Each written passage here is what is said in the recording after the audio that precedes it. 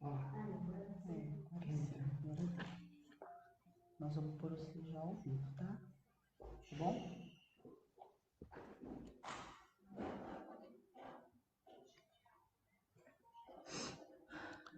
Almas queridas, temos ainda pouco mais de 1 minuto.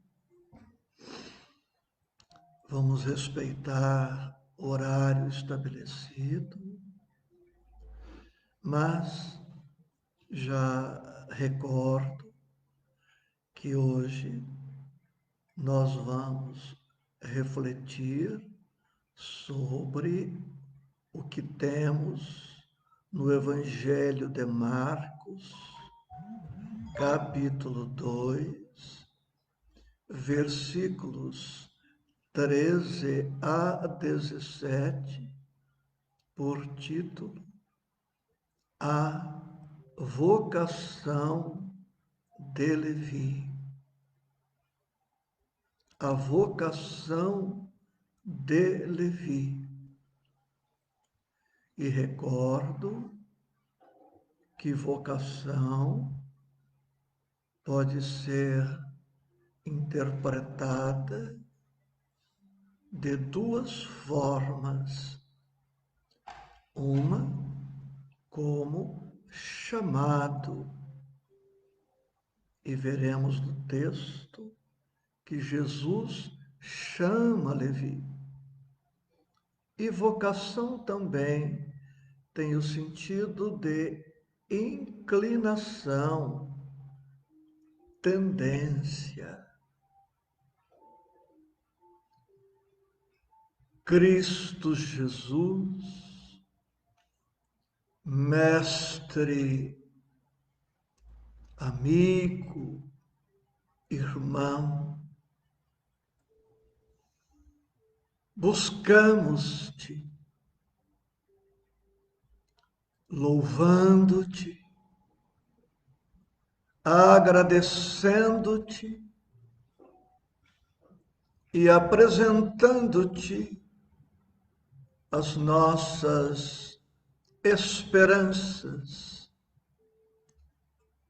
convictos de que a todos nos abençoarás em teu nome, em nome de Deus e através da espiritualidade amiga. Assim seja.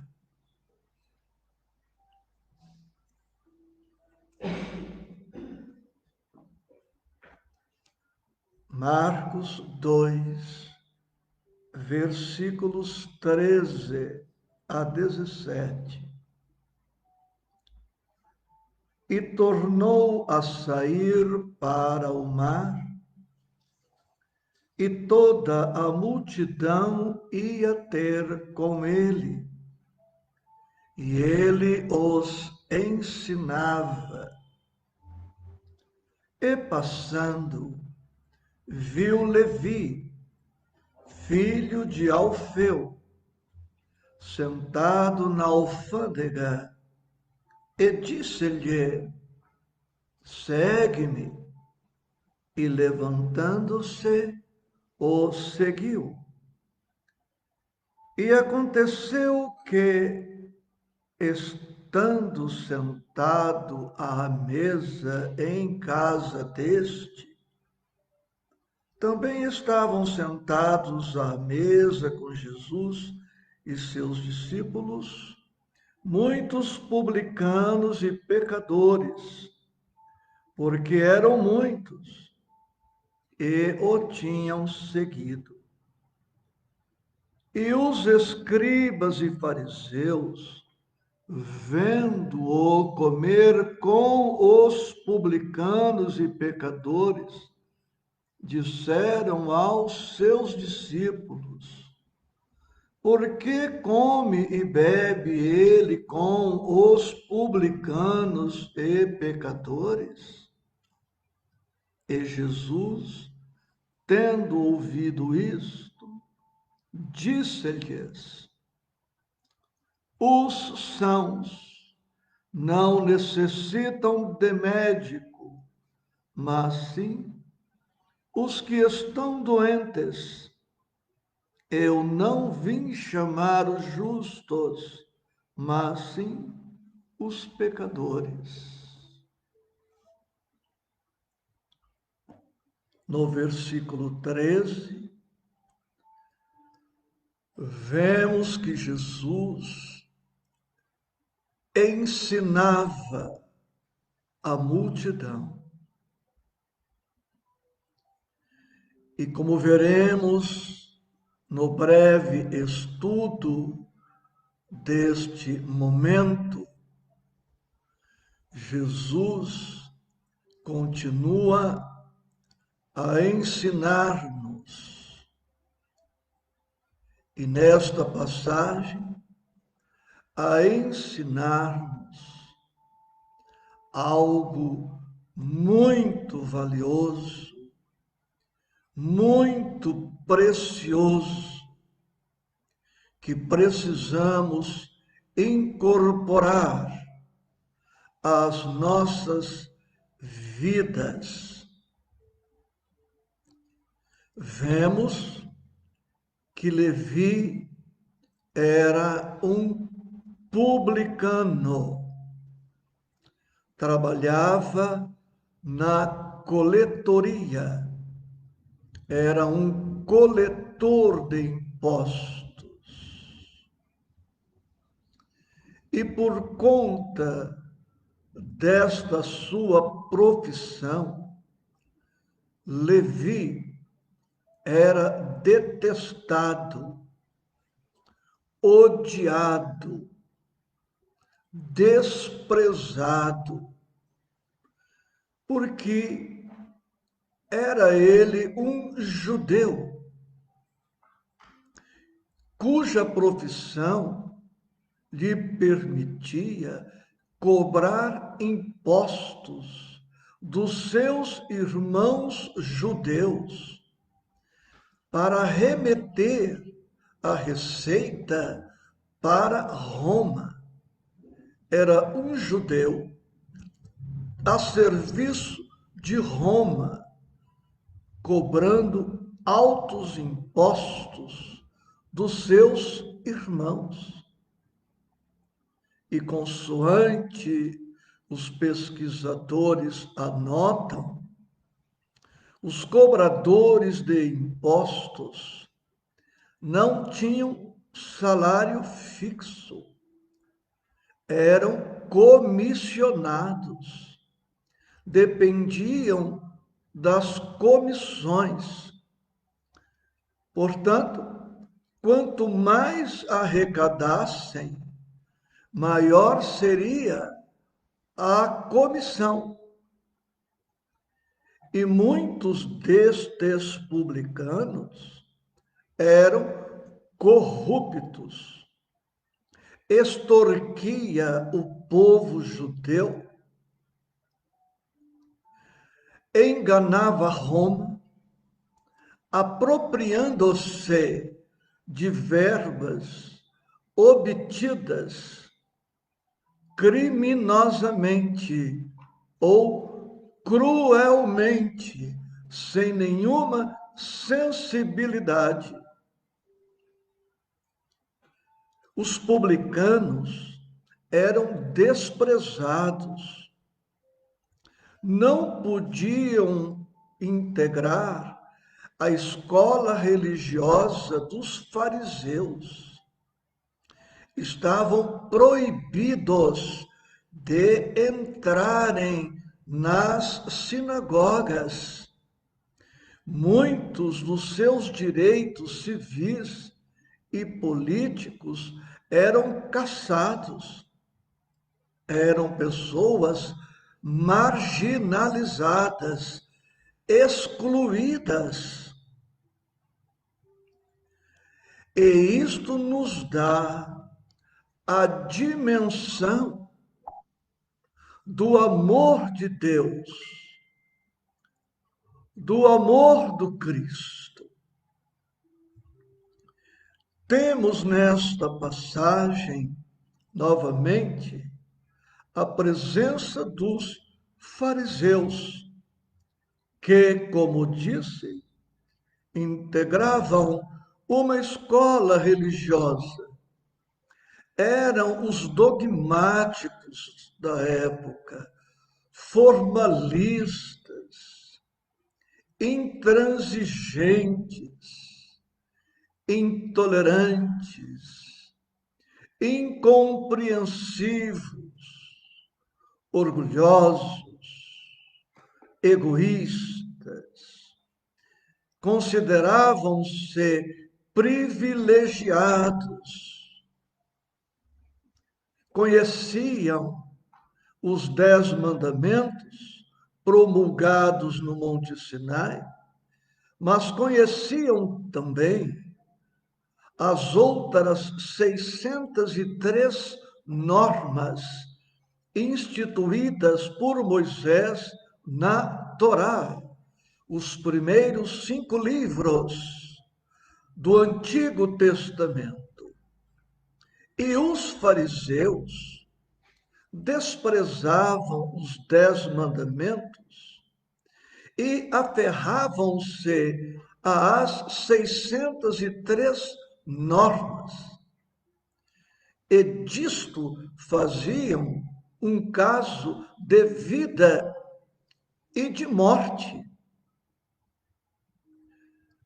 Jesus não tinha nenhum compromisso com as 603 normas humanas instituídas por Moisés.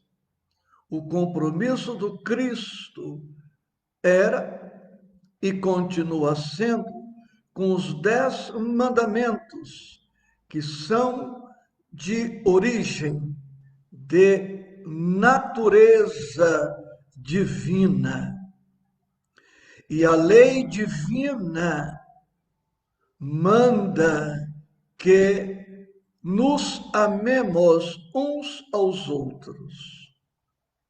Como já dito aqui em outro estudo, os 3 primeiros mandamentos da revelação do Sinai nos recomendam adorar e reverenciar a Deus. E do mandamento 4 ao 10º, que começa por honrar pai e mãe, a lei divina manda que nos amemos e nos respeitemos uns aos outros.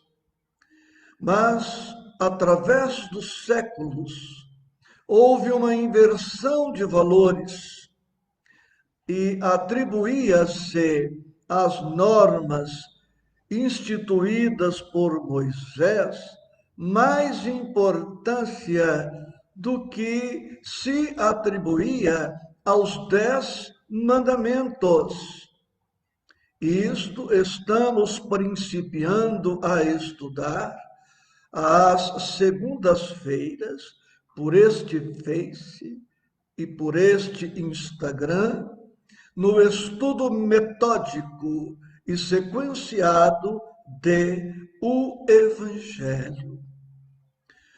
Jesus, portanto, causou naquela oportunidade, registrado nesta passagem, um escândalo, convidando um publicano, um homem marginalizado, excluído, para compor o seu primeiro colégio de discípulos.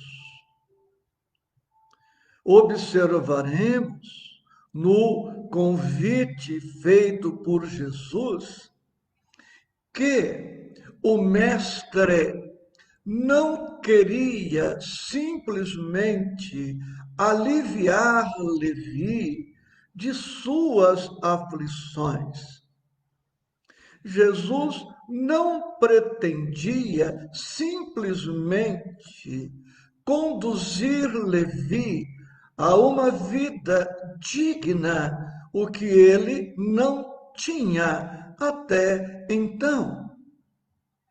Está bem que Jesus venha ao encontro de nossas dores e nos alivie. Está bem que Jesus venha ao nosso encontro e nos eleve o padrão ético, moral, comportamental. Mas neste estudo estamos vendo e veremos que Deus, que o Cristo quer mais, muito mais para nós.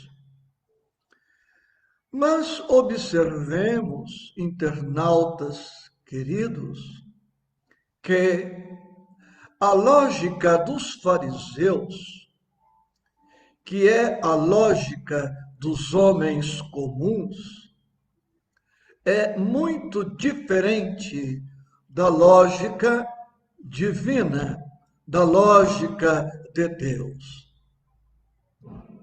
As pessoas comuns querem aquilo que lhes impressione o olhar.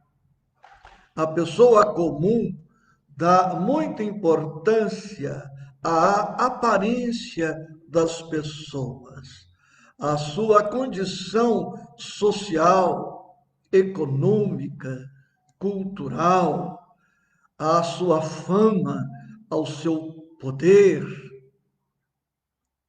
Deus não se orienta desta forma.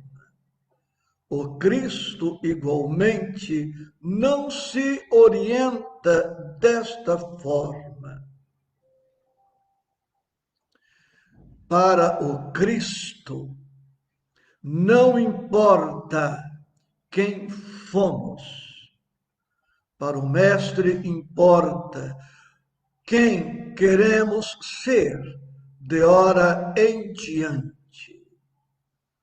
Para o Cristo e para Deus, não importa de onde estamos vindo, de onde estamos chegando, mas sim para onde estamos nos propondo a ir.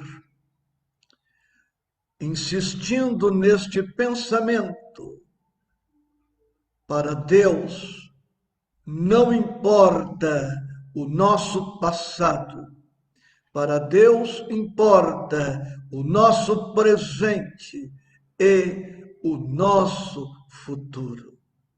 E este pensamento que estamos desdobrando, encontramos-lo no primeiro livro do profeta Samuel, capítulo 16, item 7, que leio para você parte dele. 1 Samuel, capítulo 16, versículo 7. O Senhor não vê como vê o homem, pois o homem vê o que está diante dos olhos, porém o Senhor olha para o coração. Preciso repetir, para o que peço vênia. O Senhor não vê como vê o homem, pois o homem vê o que está diante dos olhos, porém o Senhor olha para o coração.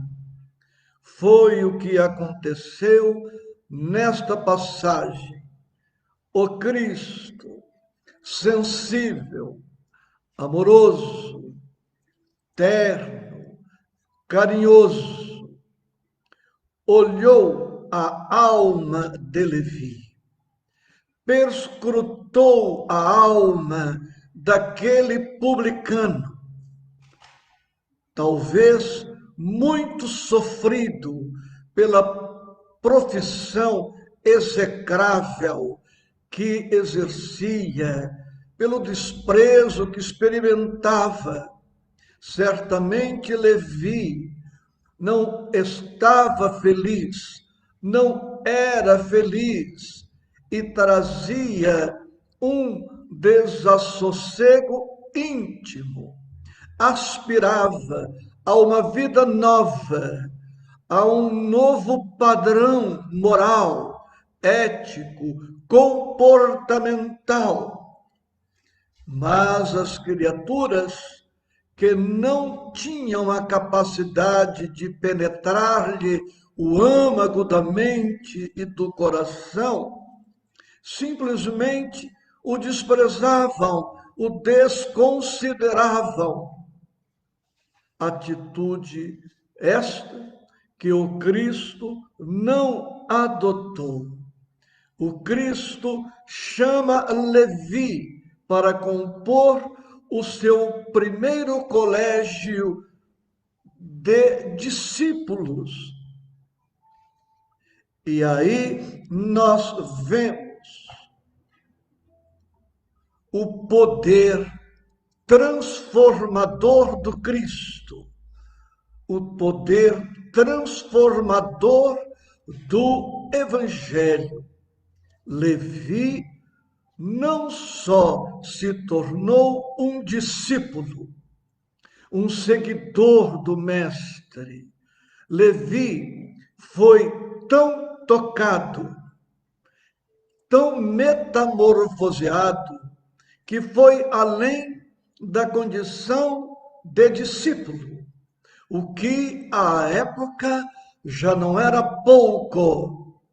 Mais tarde, ele se transformará em um apóstolo, em discípulo apóstolo, seguindo o Mestre e propagando o Evangelho de nosso Senhor Jesus Cristo, o que caracteriza a missão apostolar.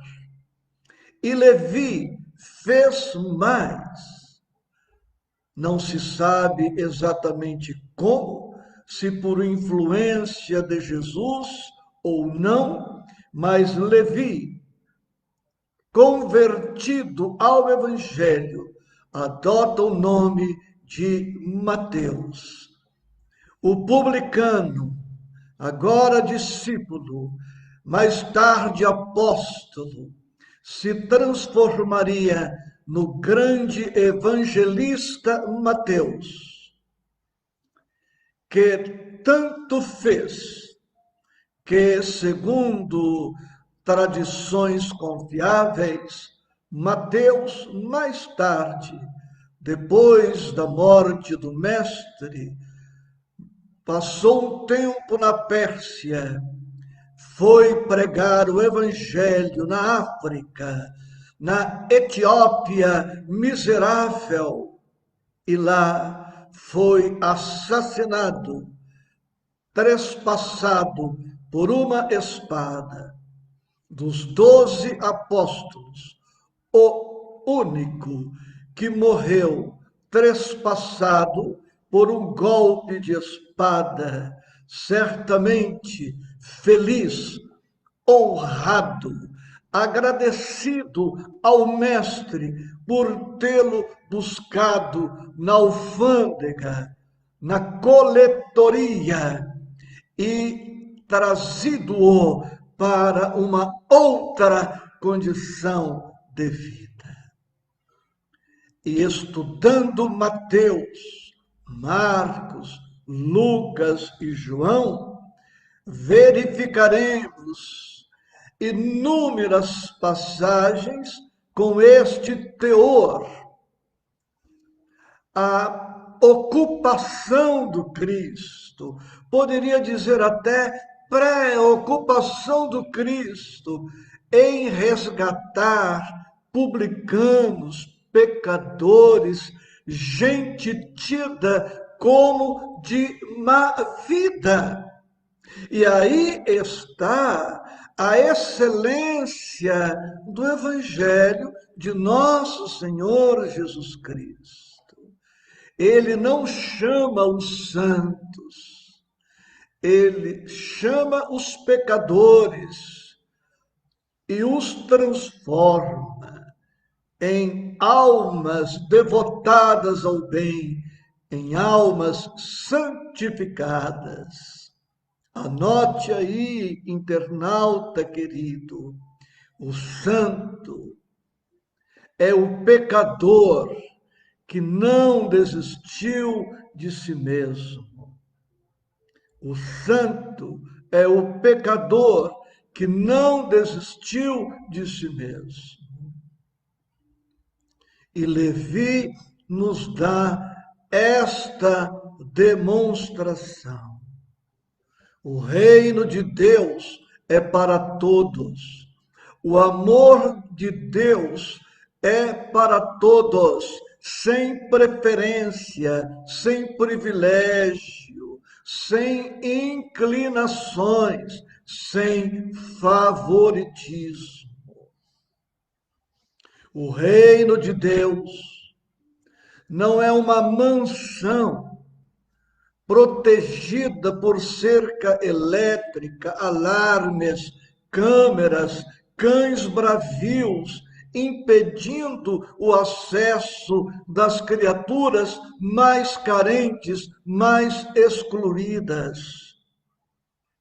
Valendo-me de uma outra expressão de um pensador religioso, o reino dos céus não é um condomínio fechado, com guarita, com seguranças fardados, policiando, proibindo o acesso desta ou daquela pessoa.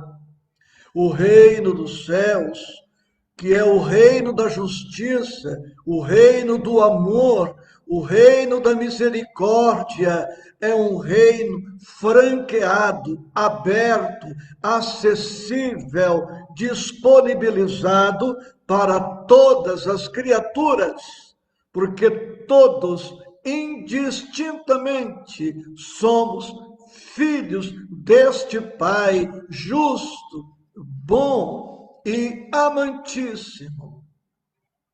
Versículo 13. E Jesus os ensinava. Procuremos Jesus nas nossas aflições. Estamos doentes, procuremos pelo Cristo.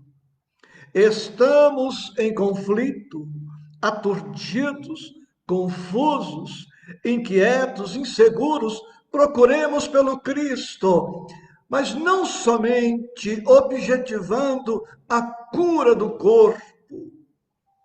Procuremos o Mestre objetivando, sobretudo, a cura da alma. Nós nos reconhecemos pecadores, orgulhosos, prepotentes, arrogantes, impuros, coléricos, irascíveis, ressentidos, magoados, odientos, indiferentes, preguiçosos, acomodados. Pois Jesus tem o remédio, a cura, a libertação para todos estes males. Procuremos, pois, o Cristo e o Evangelho para aprendermos. E com esta lição de hoje, estamos aprendendo que o amor de Deus a tudo transcende. Deus não chama somente aqueles que supomos merecerem. Deus chama a todos. E este amor do Pai, e este amor do Cristo, é um amor cheio de misericórdia, coração para as misérias alheias. E se nós estamos no esforço de transformação íntima, precisamos estacar o passo e verificarmos se este amor do Pai está presente em nossas vidas e se estamos comunicando deste amor às demais criaturas. Observemos se temos tido olhos de misericórdia, olhos de bondade, olhos de compaixão, olhos de compreensão para com os nossos irmãos de humanidade. Aqueles que nos rodeiam percebem Deus em nossas vidas, percebem o amor de Deus, a misericórdia de Deus, ou estamos nos comportando como os fariseus, exigentes, dogmáticos, frios, indiferentes? Novamente, os fariseus não se sensibilizaram com a bondade do Cristo, trazendo Levi para uma outra condição. Nós somos cristãos, cristãos espíritas, convencidos ou convertidos. Nós somos cristãos espíritas, informados, conformados ou transformados? Duas perguntas que merecem reflexão.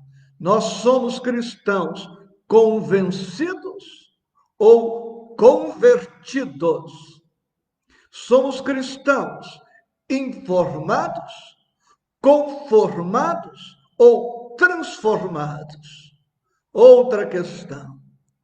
Que possamos, pois, diante dos nossos erros, fazermos como Levi, ouvir o chamado do Mestre, levantarmos-nos e segui-lo, vencendo todas as resistências, superando todos os obstáculos, e que oportunizemos aos irmãos de caminhada, aos irmãos de humanidade, a mesma possibilidade de se levantarem e seguirem na direção do Mestre. Que o nosso comportamento não seja de molde a não despertar naqueles que nos observam o desejo de se levantarem na direção do Mestre. Com que amorosidade, com que ternura, com que doçura, com que interesse Jesus terá ido na coletoria, na alfândega, olhado para Levi, ter trocado com ele um olhar silencioso e ter dito com aquela blandícia, com aquela voz suave, doce, meiga: Levi, Levi, Levi, meu irmão, segue-me, vem, estou te esperando. E Levi ouve, entende, acolhe, aceita e faz uma festa em sua casa em homenagem ao Mestre. Jesus vai para a casa de Levi cear, e Levi faz mais, leva todos os publicanos, os pecadores. A casa de Levi se transforma numa igreja. E nesta casa até os fariseus adentram, participam da ceia. Que festa! Os publicanos todos como este publicano que vos fala, como este pecador que vos fala, com certeza ficaram sensibilizados, tocados por aquele amor que transcendia a lógica imediatista dos homens. Levi organizou uma festa, porque a sua alma agora estava em festa, libertando-se das amarras pretéritas, preparando-se para o discipulado, para o apostolado, para o evangelismo. Ele, Levi, que depois de Pedro e André, Tiago e João, era o quinto a ser convidado pelo mestre para compor o grupo dos 12 íntimos do colégio inicial.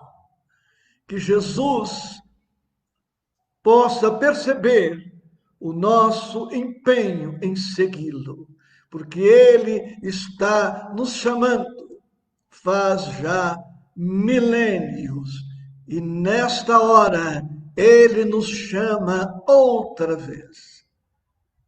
Que você, que nós todos sintamos as bênçãos indescritíveis de nosso Senhor e Mestre. Assim seja.